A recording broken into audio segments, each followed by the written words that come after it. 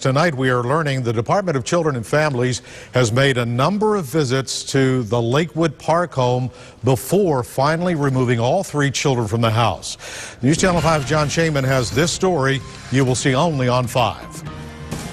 Neighbors were stunned recently to learn that a 12-year-old girl who lived in this home was forced to spend most of her days in the backyard and was only allowed inside the home at night to sleep on the floor without sheets or blankets. When she's home, she's dressed like rags, and it's like a Cinderella story. The girl claimed she wasn't allowed to use the bathroom in the house and had to shower outside. Neighbors said the girl's 2 younger stepsisters were well cared for.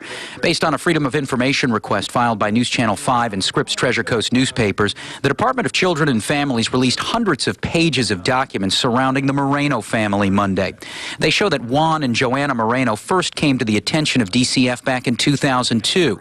There were at least 5 instances where DCF got involved and at least 2 full investigations done on the family. But in both of those cases, explanations were provided for the alleged abuse. In 2009, a shoe that hit the eldest daughter in the head was an accident. The mother said she was throwing shoes over her shoulder looking for a match. In the other case in 2005, DCF investigated allegations that Joanna Moreno had punched the girl in the nose. A doctor later confirmed the girl was prone to chronic nosebleeds, but the conclusion from DCF was there was no abuse. When deputies were here last month, the eldest daughter confided in them that she was afraid of her stepmother and had been abused for years. Perhaps the most interesting thing is that just this past January, DCF cleared the couple of any mental or physical abuse against the 12-year-old 6th grader who is Juan Moreno's biological daughter. But just 10 weeks later, that girl, along with her siblings, were removed from the home. A DCF spokeswoman in Orlando said the challenge in this case is the reports of abuse aren't consistent with the home environment. In addition, no one in the child's school raised any red flags.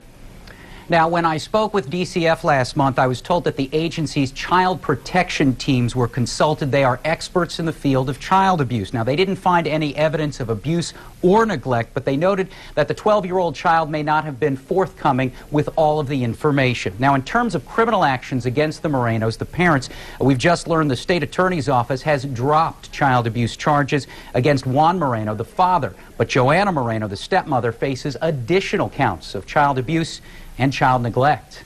Live in the Stewart Newsroom, John Shaman, WPTV, News Channel 5.